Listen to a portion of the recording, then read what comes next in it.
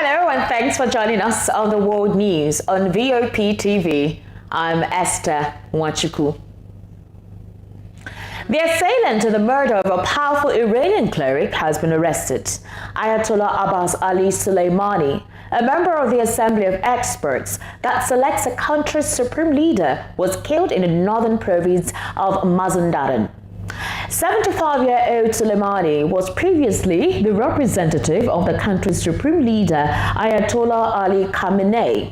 He had also been the imam who led the weekly Friday prayers in the city of Kashan in central Isfahan province and Sahidan in the southeastern province of Sistan Balochistan. Under the Constitution, the 88-man strong Assembly of Experts is mandated with supervising, dismissing and electing the supreme leader. Last April, a suspected jihadist attack in the northeastern shrine city of Mashhad led to the death of 2 clerics and injury of another. Sudanese and foreigners have streamed out of the capital city Khartoum and other battle zones as fighting on Tuesday shook a new 3-day truce brokered by the United States and Saudi Arabia. Millions of Sudanese have been trapped in their homes since violence began on April 15 between forces loyal to the country's top 2 generals. Civilian life has come to a standstill as tens of thousands of heavily armed fighters from the military and its rival, the Rapid Support Forces, battle it out in densely populated residential areas. Over 420 people, including at least 273 civilians, have been killed and over 3,700 wounded since the fighting began. The military has appeared to have the upper hand in fighting in Khartoum, but the RSF still controls many districts in the capital and the neighboring city of Omdurman and has several large strongholds around the country. A series of short ceasefires the past week have either failed outright or brought only intermittent truce in the fighting that has raged between forces loyal to the country's 2 top generals since April 15. The truce have been enough for evacuations of hundreds of foreigners by air and land, which continued on Tuesday. But they say that in the crossfire, there's struggles to find food, shelter and medical care, as explosions, gunfire and looters wreck their neighborhoods. In a country where a third of the population of 46 million already needed humanitarian assistance, multiple agencies and suspended operations, including dozens of hospitals, have been forced to shut down. The UN Refugee Agency says it was gearing up for potentially tens of thousands of people fleeing into neighboring countries.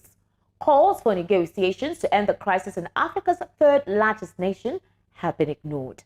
For many Sudanese, the departure of diplomats, aid workers, and other foreigners and the closure of embassies are terrifying signs that international powers expect the mayhem to only worsen. Now, fighter jets belonging to the North Atlantic Treaty Organization have intercepted Russian reconnaissance flights over the Baltic Sea. The German Air Force said in a statement that it was alerted after radar tracked 3 unknown aircraft flying in international airspace over the Baltic Sea.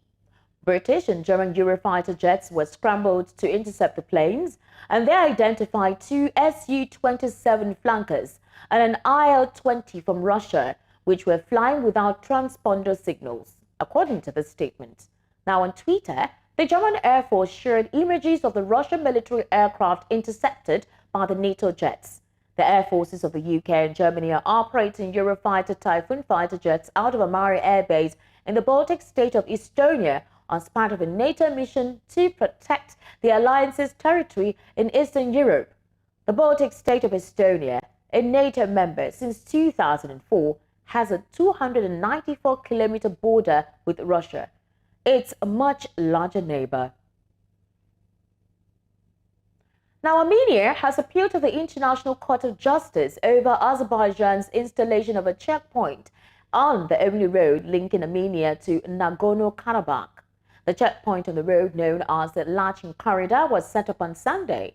The two countries have fought two wars since the collapse of the Soviet Union over Nagorno-Karabakh, which is populated mainly by ethnic Armenians.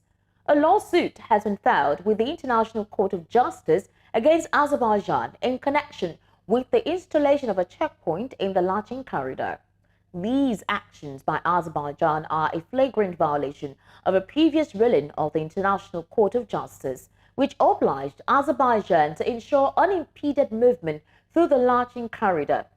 Azerbaijan established a checkpoint on the road last Sunday, saying the move was essential due to what it cast as Armenia's use of the route to transport weapons.